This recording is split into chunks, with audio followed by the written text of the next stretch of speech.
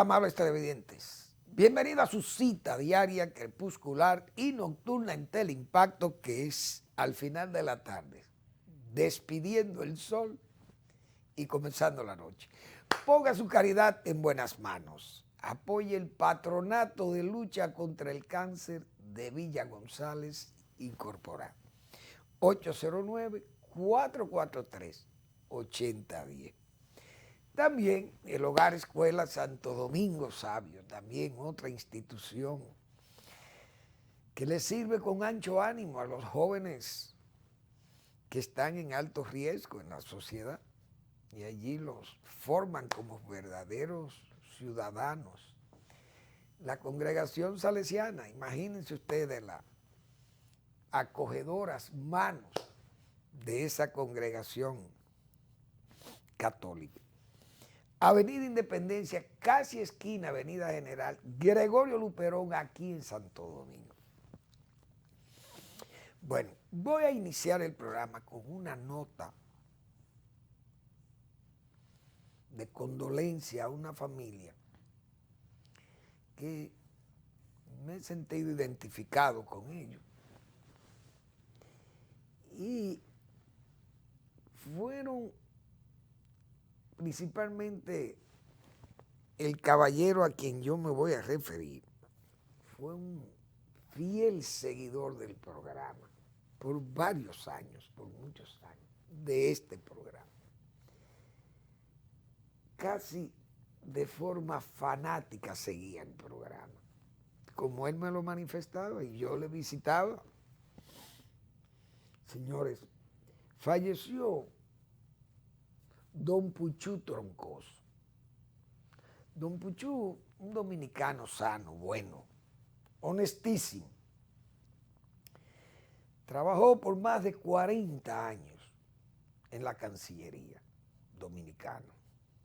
Fue embajador en Nicaragua, fue embajador en Guatemala y sirvió todos sus años al servicio exterior de la República Dominicana con seriedad, con responsabilidad y con esa honestidad decimonónica, yo diría. Porque una familia además prestigiosa del país y que se ganó el respeto de la gente valiosa del país, porque todo el mundo sabe ese origen de la familia Troncoso en el país, don Pipí Troncoso y todas esas leyendas prácticamente de la vida pública y académica del país. Don Puchú fue un ser excepcionalmente sano, bueno, buen amigo, y fue una persona que siempre me daba buenas orientaciones porque tenía mucha experiencia ganada de todos esos años de vida diplomática. Falleció por asunto del virus, más las complicaciones que ya tenía, enfermedades muy peligrosas, dañinas, muy ya, no sé cómo le llaman los médicos ahora, comorbilidades, pero la diabetes, la hipertensión y esas cosas. Entonces, con este virus, imagínense lo grave de esto. Pero también, señores, la familia entera se enfermó del COVID. Sus dos hijos, que todavía están en convalescencia, y doña Naima Nadal de Troncoso, viuda Troncoso. Doña Naima también con un cuadro muy malo de COVID, peligroso, según me dijeron los muchachos, ha ido mejorando, pero está en cuidado, diríamos, delicado. Y ojalá Dios me le devuelva la salud a doña Naima. Familia también excelente, hija de don Francisco era Nadal Rincón. Toda la vida fue jefe de protocolo de la Cancillería. Un verdadero maestro del ceremonial oficial en la Cancillería, en el Palacio. Toda esa ceremonia, señores, de los tiempos de cuando Trujillo, Balaguer y todo el mundo pasó. Don Francisco Nadal Rincón excelente caballero, el padre de doña Naima. Así que yo le doy mis condolencias a esa familia Troncoso Nadal, excelente familia.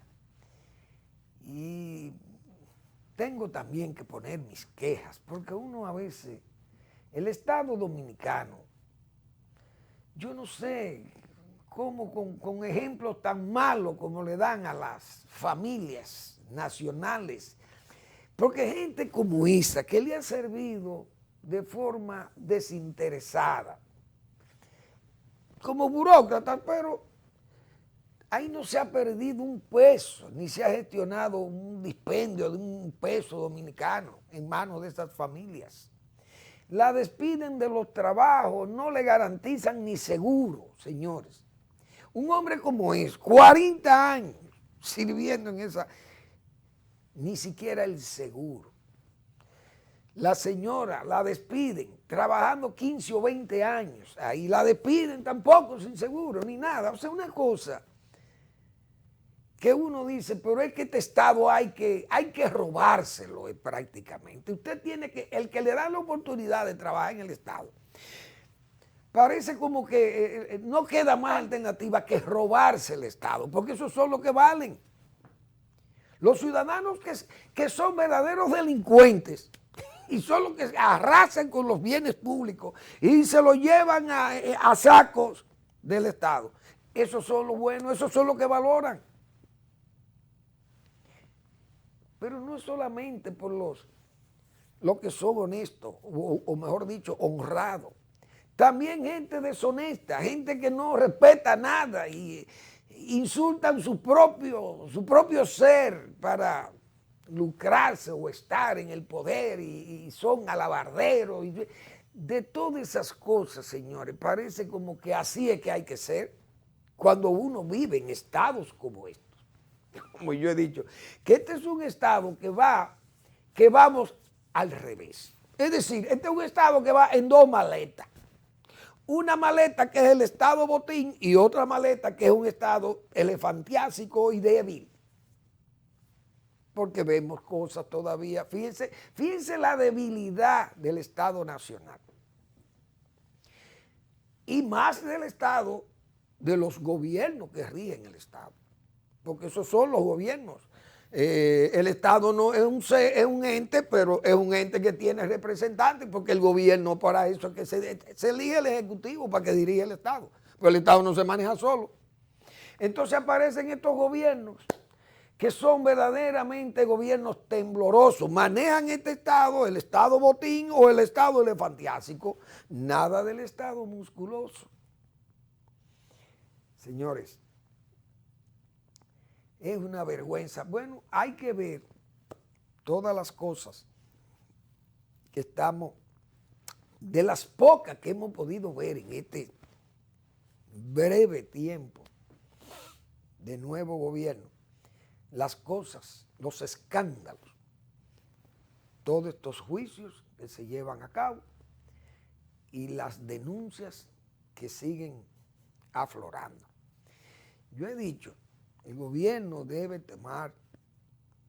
tomarse en serio estas cosas, porque el gobierno puede sufrir un susto social. Aquí, viendo todos estos comportamientos tan mal disimulados por los gobiernos, porque los gobiernos a veces también hay que saber hasta disfrazarse, disfrazar las cosas. Y no ser tan evidente con el malvelado disimulo con que hacen las cosas. Las inobservancias. Fíjense con este caso haitiano. Cómo se comportan tan vacilantes y usted no sabe, dicen una cosa hoy, mañana salen con otra, lo que decíamos ayer. Es decir, el canciller dice una cosa, el presidente lo corrige, vuelven y dicen otra cosa, vuelve el presidente y tiene que corregir y no ha pasado nada. Pero tienen que haber consecuencias con esas cosas, porque si no el gobierno se debilita, la imagen de los gobiernos se van debilitando. Esa misma imagen de debilidad que se da con estas situaciones del COVID, es parte de ello también, de esa como lo hemos llamado nosotros, de esos gobiernos temblorosos. Yo recuerdo cómo Balaguer, en una oportunidad, decía, señores, si a mí me tiembla el pulso, ustedes han visto que a mí me tiembla el pulso, pero es por la edad, no es por temor ni por miedo a nada, ni a nadie. La edad, bueno, un hombre nonagenario, imagínense ustedes ya con aquellos años, no es más, yo creo que cuando era octogenario, ya Balaguer, porque los años no perdonan, como dice, y más en un hombre público de vida tan intensa como la que tuvo Balaguer para la administración pública.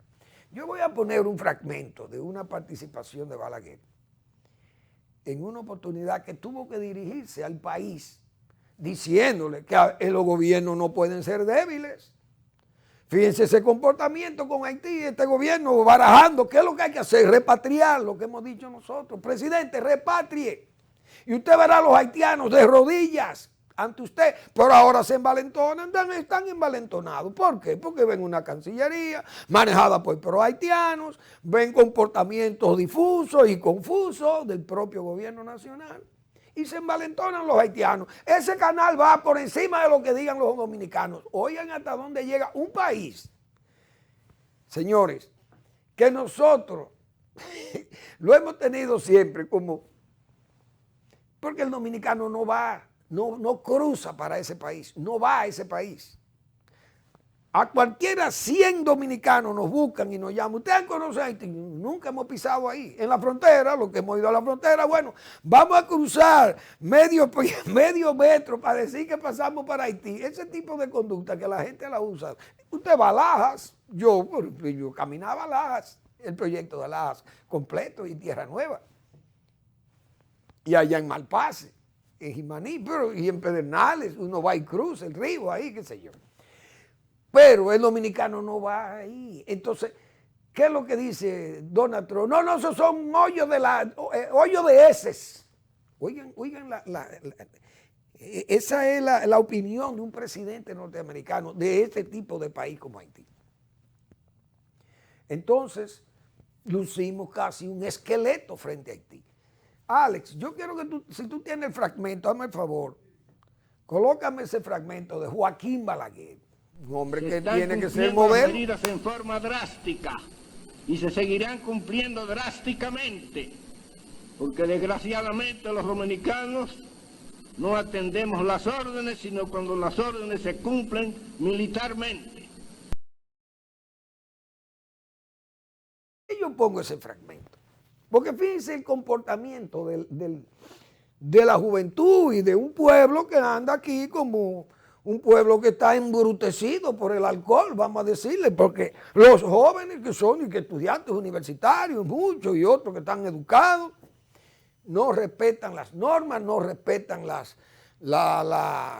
leyes, no respetan ni siquiera la autoridad que se presenta allí con uniformada y con sus armas de reglamento, nada respeta. Entonces, fíjense lo que Balaguer ha señalado, porque Balaguer era un político de verdad y un dominicano, un estadista que conocía este país. Y fíjense cuál era el criterio. Pero no es porque Balaguer era trujillista, como piensan la gente aquí. Ah, que eso es de Trujillo, ese era el hijo predilecto de Trujillo. No es verdad. Es que ese es un estadista que conocía a su pueblo. Porque Balaguer era del criterio de que los pueblos avanzan, los pueblos como los nuestros, avanzan cuando tienen gobiernos prolongados. Y yo me voy a explicar. No es solamente los pueblos latinoamericanos, los pueblos asiáticos, todos se echaron adelante. ¿Por qué? Porque tuvieron gobiernos de fuerza, gobiernos duros, pero no eran gobiernos que frenaban la iniciativa privada, como era el caso de Trujillo aquí, que todo era un glotón y lo quería para él. Lee Kuan Yew no quería nada para él. Lee Kuan Yew gobernó 26 años a Singapur y lo hizo de una posilga prácticamente, así, una colonia tirada allí abandonada. Terminó siendo el país que tiene el mejor per cápita del mundo. Y es un centro de desarrollo tecnológico y de desarrollo económico financiero como ninguno en el mundo. Entonces, usted va a Corea del Sur y en Corea hubo una dictadura de más de 40 años. La gobernaron los militares y gente vestido de civil siendo militares, de conducta del cuartel. Ahora hoy es una de las economías más poderosas del mundo, Corea del Sur. Igual que Taiwán, con el general Chiang Kai-shek, el generalísimo. Y la misma China popular, por el régimen comunista y el control político de la población. Pero usted va a Chile también, y en Chile hubo avance, porque también hubo un gobierno ahí que frenaba todas esas, diríamos, todas esas exigencias muchas veces que son excesivas para los gobiernos. Entonces, Balaguer sabía que había que tener muñeca y poner el orden y ponerle el control a las poblaciones, porque las poblaciones no se pueden dejar a lo loco. Entonces, con este COVID, como digo, yo teteo, gaseo. Todo ese teteo, yo lo... ¿Con qué? Ponme la imagen de una imagen, yo creo que anda ahí, creo que fue por San José de Ocoa.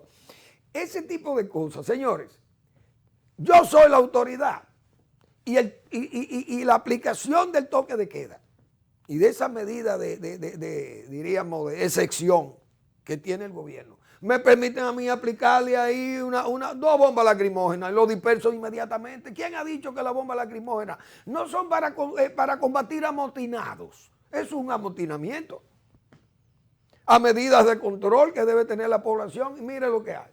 Un relajo y una bebedera. No, yo suelto dos bombas lacrimógenas ahí y se fueron todos. Y nadie me puede criticar que estoy abusando con la autoridad, porque fueron advertidos, no fueron atendidos. Y además, usted es un amotinado contra la ley. Y si usted se amotina, yo tengo que aplicarle las herramientas que se usan para combatir a los amotinados. ¿Y cuál es la herramienta? Las bombas lacrimógenas son las que usa la policía, no matan a nadie, pero le molestan en los ojos, le molestan al que está bebiendo y tienen que dispersarse. Entonces, si no atienden a los llamados de la autoridad, entonces hay que aplicar la autoridad, que es lo que Balaguer ha querido decir. Los gobiernos, repito, como este gobierno del presidente Abinader, pueden recibir lo que se llaman esos sustos sociales, y lo vivió Colombia. Pero ya nosotros lo vivimos aquí en el 84. Es decir, el gobierno puede pensar que todo va muy bien y que todo le está saliendo bien, pero es un gobierno que está haciendo muchas promesas, muchas acciones que son, diríamos, esperanzadoras, pero no son ejemplarizadoras, sino esperanzadoras. Y es verdad que de la esperanza, pero de la esperanza no se puede vivir todo el tiempo. Usted puede vivir un tiempo, pero no puede vivir todo el tiempo de la esperanza. Entonces, si no se pudieran cumplir con una serie de demandas, promesas, ofertas que se van haciendo, no hay una planificación de las ofertas, de las promesas. Se ofrecen las cosas, pero ¿con cuáles presupuestos? Y nos preguntamos, y nos estamos preguntando hace mucho tiempo ese tipo de situaciones que han venido dándose desde el gobierno, y esas cosas pueden afectar la imagen del gobierno, y el gobierno se puede ver en medio de un tropiezo, porque no puede cumplir. Miren, ese caso de Guajimía que yo decía, señores, ¿ustedes creen que el país debe buscar, óigame, si la reencarnación o la resurrección, si se diera la resurrección de Balaguer, yo no voy a poner a Trujillo, sino a Balaguer. Si se diera la resurrección de Balaguer y a Balaguer se le dice que el gobierno dominicano está buscando o ha gestionado un préstamo de 50 millones de dólares para limpiar la cañada de Guajimía, se muere inmediatamente. Porque ¿cómo le van a hacer entender a un hombre como ese que el país tenga que buscar 50 millones de dólares para arreglar una cañada que la ensucian y la dañan los mismos pobladores incultos o desordenados que tenemos y sucios que viven en la zona?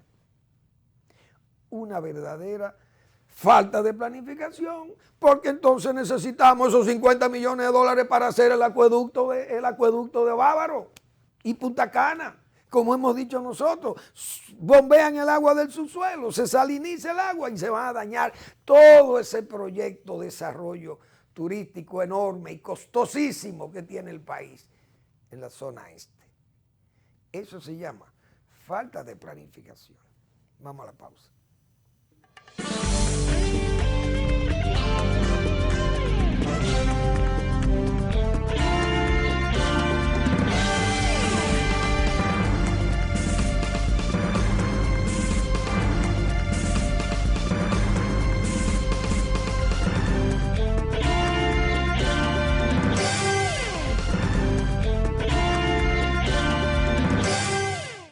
Somos el primer banco dominicano con 80 años de historias en las que ponemos todo nuestro corazón en servir y ser parte de los sueños de todos los dominicanos. Historias que son ejemplos de voluntad de todo un pueblo, de emprendedores, de visionarios, de fajadores.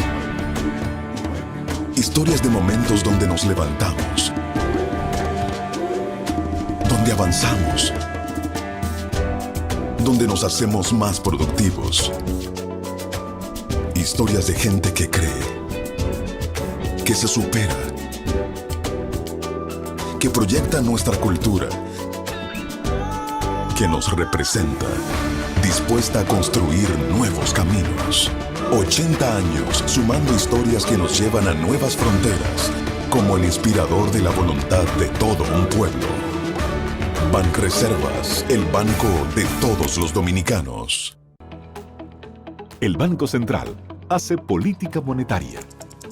Para ello, utiliza la tasa de política monetaria, buscando incidir en las tasas de interés a que los bancos captan ahorros y prestan para el consumo de los hogares y la inversión de las empresas.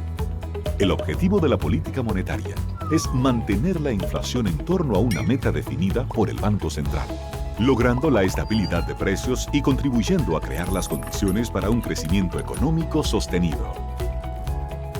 Banco Central de la República Dominicana, por la estabilidad y el crecimiento. Hola, soy el ingeniero Torres y te voy a decir por qué no debes volar chichigua cerca de líneas eléctricas de alta tensión. Cuando la cola de la chichigua se enreda en el tendido eléctrico, provoca fallas que cortan el servicio de electricidad de tu casa y en el peor de los casos, recibes una descarga eléctrica directamente en tus manos. Para que volar chichigua siga siendo divertido, hazlo lejos de cualquier obstáculo que te la pueda encampanar, especialmente de las líneas eléctricas de alta tensión. Empresa de Transmisión Eléctrica Dominicana, ETED. En Idopril, velamos porque los derechos de seguridad laboral de los trabajadores sean respetados a través de la Ley 397-19, beneficiando así a más de 2 millones de empleados en el sector público y privado. Idopril, salud y seguridad laboral, responsabilidad de todos. Para más información, accede a nuestro portal web www.idopril.gov.do.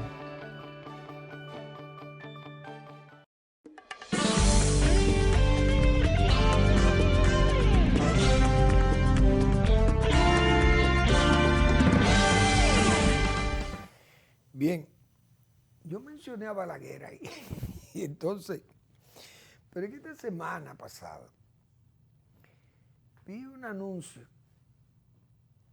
de la Liga Dominicana contra el Cáncer, y dirigen el hospital oncológico, el doctor Heriberto Peter. Entonces, en la casa que donó el doctor Balaguer a la Liga contra el Cáncer, se ha remodelado y se ha adecuado para un centro de diagnóstico, un centro especializado del instituto o una extensión del Instituto Oncológico, doctor Heriberto Peter. Entonces, la Liga parece que han decidido designar ese centro con el nombre de Joaquín Balaguer. Y la verdad que, bueno, estaría bien, porque eso no debe extrañar a nadie, porque el donante de la casa fue el doctor Balaguer y eso puede ser que se tome en cuenta. Pero yo estoy seguro que si Balaguer viviera, primero esas cosas no se las iban a proponer a él, pero si se la propusieran, si se lo hubieran propuesto, mejor dicho, Balaguer la rechazaba. Yo creo que la liga tal vez pudo considerar mejor ahí el nombre de doña Celia, la mamá de Balaguer. Ponerle el nombre de doña Celia, Ricardo, viuda Balaguer, qué sé yo, la madre de Balaguer, o el nombre de doña Emma, la hermana de Balaguer, que fueron las que vivieron en esa casa, porque Balaguer no vivía ahí, Balaguer vivía atrás, pero claro, vivió ahí en un tiempo, me imagino. Pero sabiendo uno cómo era Balaguer con esa familia de él, me imagino que tal vez le hubiera agradado en vida, pero ya que está muerto, no, Pedro tiene sus familiares que viven. Y me parece que tal vez el nombre de doña Celia o de doña Emma, tal vez cabía más que el del propio Balaguer, por uno saber que Balaguer era un hombre que no le gustaban esas distinciones válidas y meritísimas y merecidísimas, como se dice para Balaguer. Pero esa es una observación de mi parte. Bueno, Energía y Minas ha señalado que 16 empresas europeas, norteamericanas, asiáticas y latinoamericanas han hecho propuestas para las plantas de Manzanillo. Se llevarían 3 o 4 años producirlas, hacerlas. Lo que nosotros hemos advertido aquí, cuidado, 4 años de apagones. Aquí no hay, faltan 1.800 megavatios, por eso advertíamos a esas decisiones y a esas inobservancias también, que hay que decirlo así por falta de habilidades o de destrezas o de conocimiento del Estado. Con el caso ese de Cibó, ahí en el río Sama, que aparecieron unos abogados ambientalistas que dijeron, no le preocupa lo otro, es un río que es una cloaca, que le han hecho una cloaca. Que hay de todo, metaleras, diques, por ahí hay de todo y gente viviendo encima del río. Que ni las cocodrilos se atreven a llegar de ahí, que tienen miedo a la gente, los cocodrilos. Entonces, yo me hice una pregunta aquí, varias veces me he hecho esa pregunta. Por fin los chinos van a participar, como hay asiáticas, pueden ser japonesas o pueden ser coreanas y son asiáticas. O pueden ser de Singapur, qué sé yo, o de Malasia, cualquier empresa que esté cotizando para la instalación de esas plantas. Pero no se ha dicho si hay chinas. Pueden ser de Taiwán también, claro. No se sabe si hay chinas. De China popular. Antes se le llamaba China continental porque las islas estaban una en mano inglesa, otra en mano de Chiang Kai-shek, que es Taiwán, y Macao, que pertenecía a los portugueses. Entonces se llamaba la China continental. Pero ya ellos le cambiaron, le quitaron de continente y le pusieron la China popular. La República Popular China, porque lo otro es ya lo que queda de Taiwán, que eso es una provincia rebelde para ellos. Pero bien, no sé si hay empresas chinas. Y me dirán, pero ¿y qué importa eso, Fermín?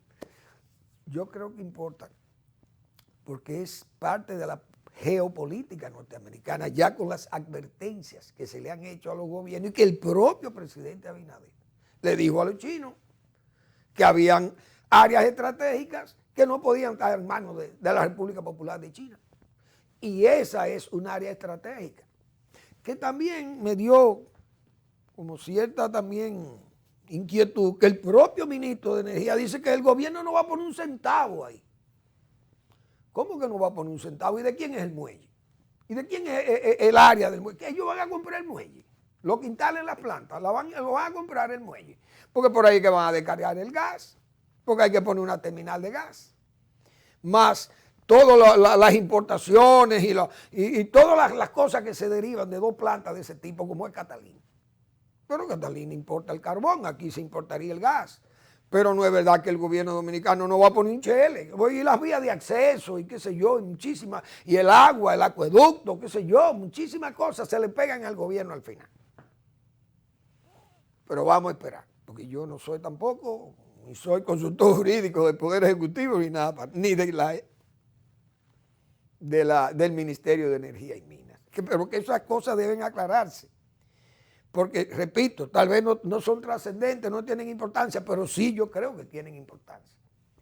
Porque la no participación de China puede dar origen a una crítica o a una molestia de la embajada de China aquí, que es tan contestataria contra todo lo que Estados Unidos propone o dice. Entiendo yo, no sé. Bueno, entonces, con este asunto de la corrupción, esa es otra de las debilidades que yo pienso que el gobierno no debió correrla. Aunque el gobierno se ha comportado con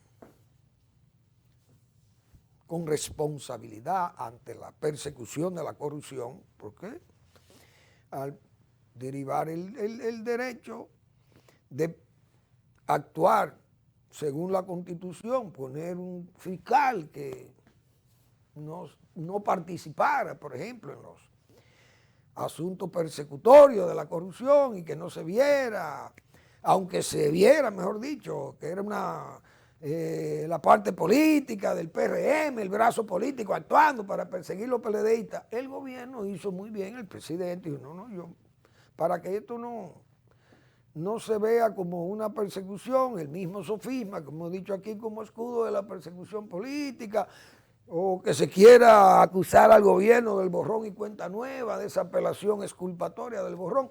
No, mire, vamos a hacer un fiscal independiente. Y el presidente y el gobierno cumplieron con esa promesa.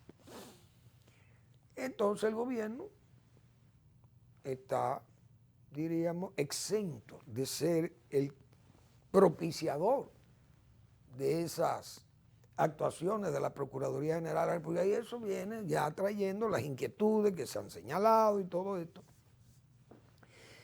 Y antes de yo referirme al cuadro militar de nuevo, como lo dije ayer,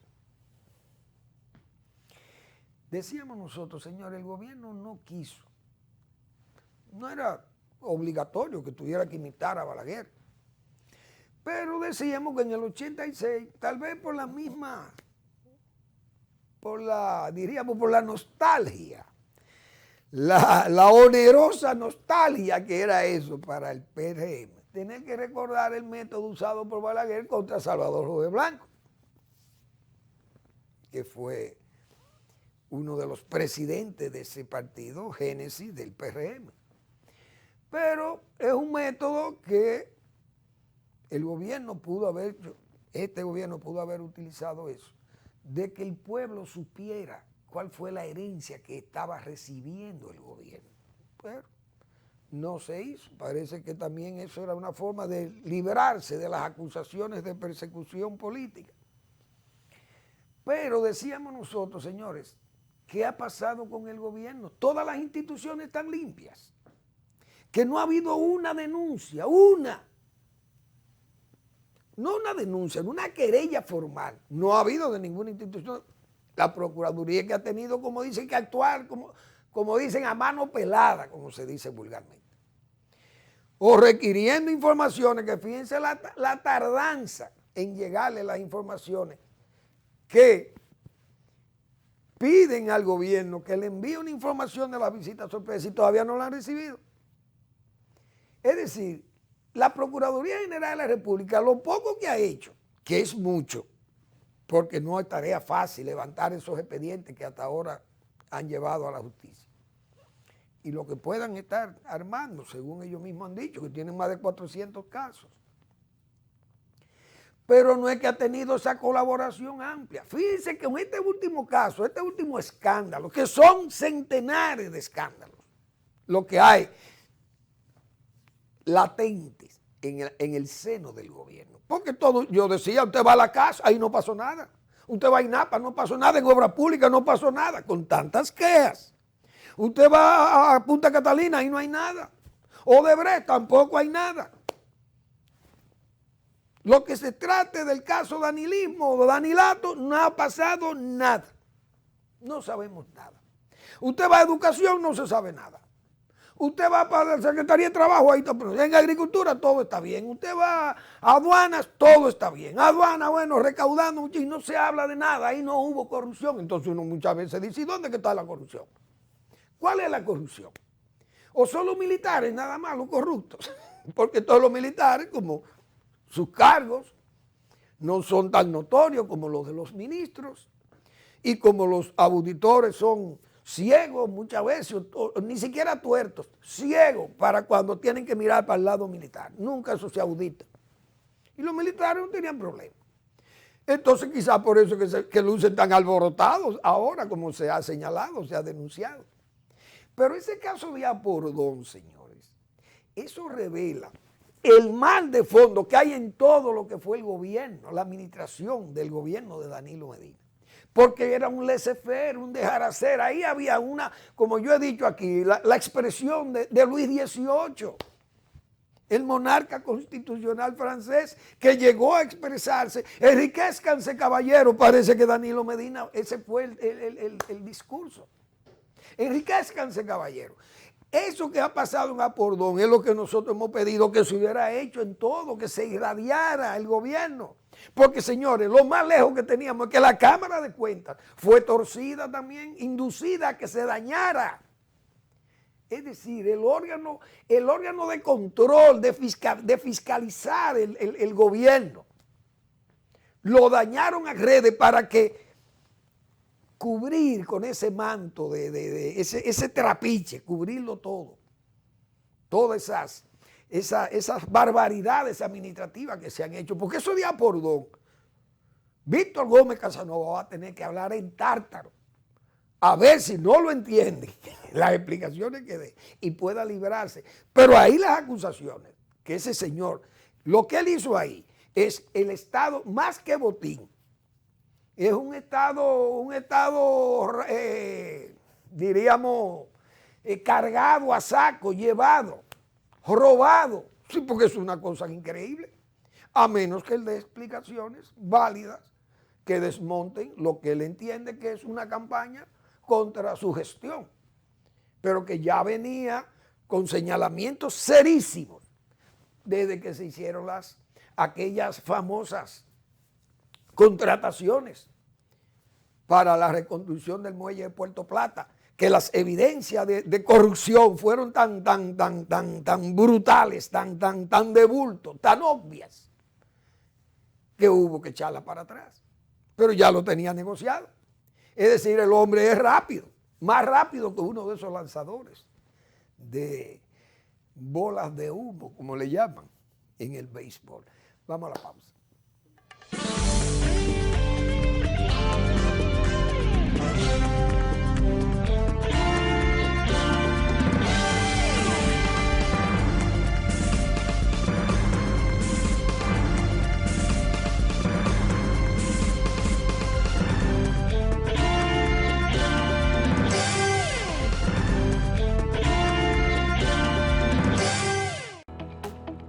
El Banco Central hace política monetaria.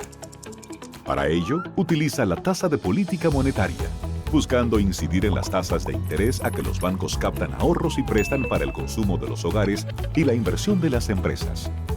El objetivo de la política monetaria es mantener la inflación en torno a una meta definida por el Banco Central, logrando la estabilidad de precios y contribuyendo a crear las condiciones para un crecimiento económico sostenido.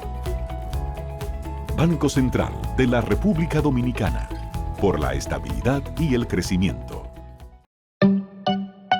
Hola, soy el ingeniero Torres y te voy a decir por qué no debes volar chichigua cerca de líneas eléctricas de alta tensión. Cuando la cola de la chichigua se enreda en el tendido eléctrico, provoca fallas que cortan el servicio de electricidad de tu casa y en el peor de los casos, recibes una descarga eléctrica directamente en tus manos. Para que volar chichigua siga siendo divertido, hazlo lejos de cualquier obstáculo que te la pueda encampanar, especialmente de las líneas eléctricas de alta tensión. Empresa de Transmisión Eléctrica Dominicana, ETED. En Banreservas hemos apoyado por 80 años la voluntad del talento dominicano, identificándonos con sus más importantes iniciativas, para que quienes nos representan siempre puedan mostrar lo mejor de nosotros.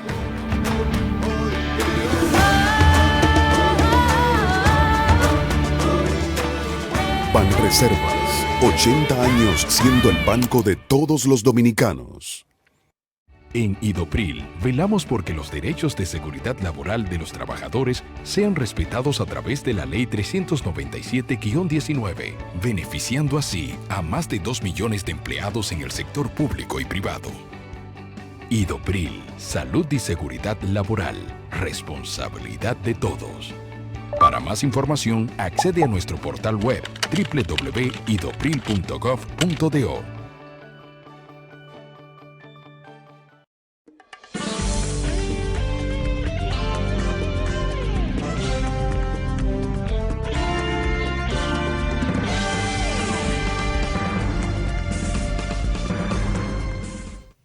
Señores, una denuncia tan grave como la de evadir la entrega de impuestos recaudados a la Dirección General de Impuestos Internos y además que Impuestos Internos no reclamara ese dinero. A eso ni Trujillo se atrevió. Yo creo que en el régimen de Trujillo, Trujillo que era un Dios vivo, dueño de este país, no se atrevía a tomar un dinero recaudado por aduanas o por una institución de estas rentas internas, qué sé yo, y que Trujillo deposíteme en la cuenta mía personalmente. Esa cosa, bueno, el señor Casanova, Gómez Casanova, dijo que va a explicar esas cosas. Pero ¿dónde estaba el señor director de Impuestos Internos tan exigente con estos programistas, como hemos dicho nosotros? Reclamándonos, mire, usted no ha pagado un ITEVI de 24 pesos. Entonces a nosotros nos reclaman 24 pesos y a un funcionario público no le reclaman millones, decenas de millones de pesos retenidos de impuestos, o a empresarios y empresarios y corruptos y evasores. Entonces salen de estos cargos y luego van a los medios de comunicación a escribir cómo hacer gobiernos modélicos. Gente que muchos de estos que hoy están escribiendo en los periódicos y que fueron grandes funcionarios del ayer, saquearon el Estado o permitieron que lo saquearan delante de ellos. Actuaron como verdaderos irresponsables. Entonces, hoy nos dan clases, quieren darnos pedagogía de cómo se hace un buen gobierno. Pero así es que salen. ¿Cómo es posible que el director de Impuestos Internos esas cosas pasaran? Claro, Gómez Casanova dice que lo va a aclarar eso. Pero fíjense que tiene que llevar la querella una persona que no tiene que ver con el gobierno, un civil que es el señor Gómez Mazara. Cuando la misma Bordón, ante cosas tan graves como esa, fue la que debió llevar esa querella, pero actúan con esa forma charlatana, como la misma participación charlatana, que coge ese caso para ellos exigir que se vaya hasta las últimas consecuencias con el caso de Apordón. Muy bien. Participación charlatana, la misma que tiene durmiendo una querella por más de 1.400 millones de pesos contra Danilo Medina y comparte. Joao Santana, su mujer, y la varonía que le acompañó ahí en el Palacio Nacional, en esa guarida, esa madriguera en que se convirtió el palacio por todas estas cosas que estamos viendo. Participación charlatana. Se toma el caso de Apordón, pero esos son centavos, prácticamente, con los 1.400 millones de una querella que ellos mismos no se atreven, después que la llevaron, no se atreven a reclamarla, a ver si vive, si está sana, si no la han dañado. Ni siquiera eso.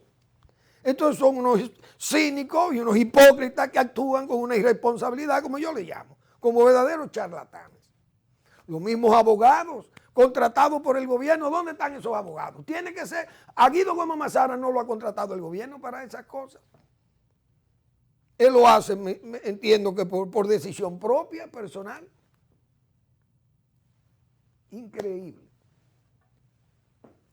Increíble, pero cierto. Esa es la verdad. Entonces, por eso yo decía, el gobierno se ha comportado en forma muy permisiva. y con cierta dejadez, porque lo poco que se ha avanzado contra la lucha contra la corrupción, fíjense eso, son contribuciones privadas que la misma participación charlatana pudo haber ayudado a eso, llevando a Danilo Medina contra esa querella, llevándolo a la justicia. Entonces tiene que aparecer un señor privado que no tiene que ver con el gobierno, no es funcionario del gobierno y tiene que llevar esa querella, de a por dos. Pero así pasó con la Cámara de Cuentas. Es la Procuraduría que ha tenido que hacer un trabajo, diríamos, homérico, para agarrarlo antipulpo y agarrarlo el coral. Porque prácticamente el gobierno parece que no tiene datos, o tienen los datos parados, porque lo que yo he dicho aquí, ¿cómo es posible que no sepamos nada de lo que pasó? En aduana no se decía que había muchísimo tollo. Y en el banco, incluso en el banco agrícola, que el banco de reserva, que en la aduana, obras públicas, turismo, interior y policía, es por doquiera. El gobierno entero de Danilo Medina está corrompido entero.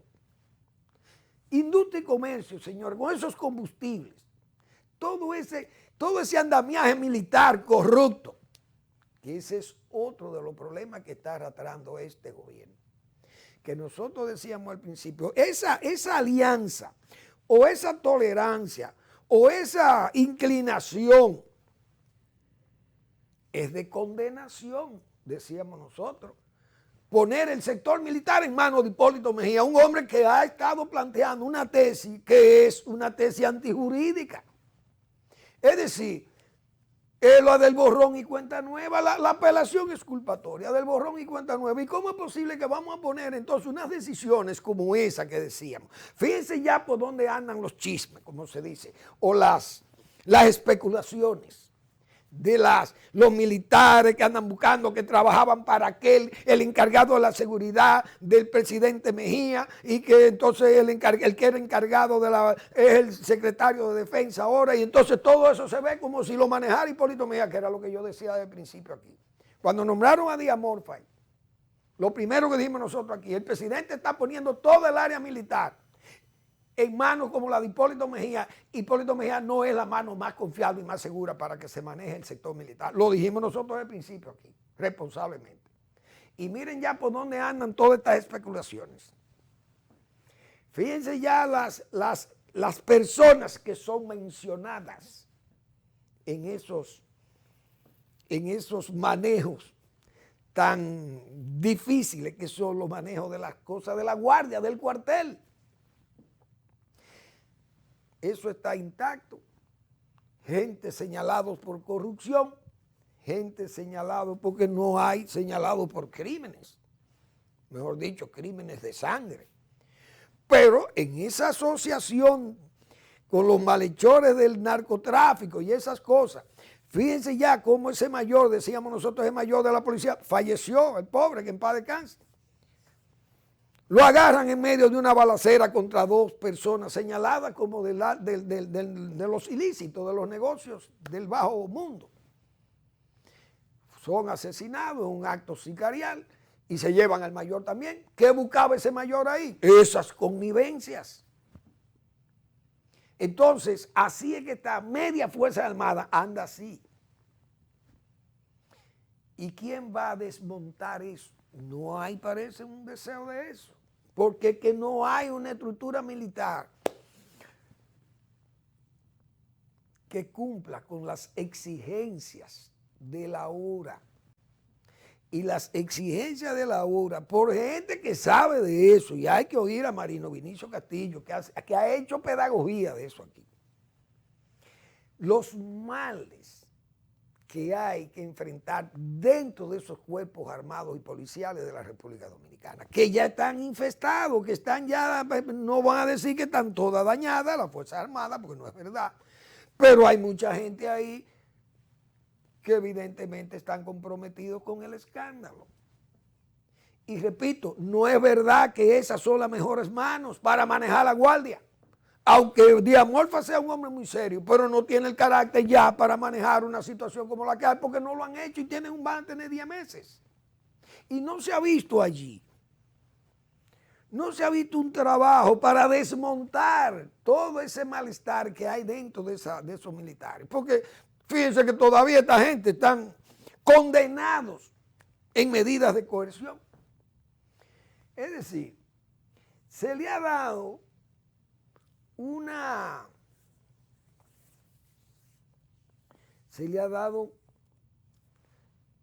en el frente con todas las evidencias, las pruebas más contundentes de la participación de ese rango alto militar en esos negocios tan degradantes que son de asaltar prácticamente la nómina pública a la que ellos tenían acceso. Una cosa tan grave como esa es para desmontar todo ese estamento militar que andaba al lado de ese hombre, pero ni siquiera el rango de él se ha podido desmontar. Y entonces ahí hay una situación que a la franca se ve que no hay un deseo, no hay una voluntad política de que la Guardia sea sacudida. Repito, fíjense ya quiénes son los elementos que están involucrados en estos asuntos de persecuciones y de caliezaje contra la Procuraduría General de la República y la fiscal Berenice. Esas cosas son gravísimas. Solo la mención de eso es grave, aunque no sea verdad, porque hay que probar las cosas. Hoy hubo un fallo, señores, histórico, vamos a decir así. El periódico Acento trae esa información. El sexto juzgado de la instrucción del Distrito Nacional revocó la resolución mediante en la que se ordenaba al Ministerio Público la realización de diligencias de investigación en contra del Aeropuerto Internacional de Bávaro, el ingeniero Abraham Hassuri y otros ciudadanos. En efecto, el magistrado Rigoberto Sena Ferreras dictó la resolución 062-2021, SSOL2, de fecha 24 de mayo de 2021, mediante la cual acogió los recursos de oposición fuera de audiencia interpuestos por Yuroski Mazara y Manuel Fermín y Cabral en representación de Hassuri y Rafael Fernández de Castro, así como de las compañías Aeropuerto Internacional de Bávaro y CBC One Incorporado. El magistrado revocó y dejó sin efecto su propia decisión emitida el 27 de abril a instancia de la compañía Mahou Trading Ltd. Limited, representada por Jorge Lora Castillo, al entender que el tribunal violentó el derecho de los recurrentes. Bueno, eso ahí está involucrado Manuel Fermín y Cabral, hijo de este señor que está acá. Gracias por su atención. Nos vemos mañana en otra entrega de Al Final de la Tarde y comenzando la noche.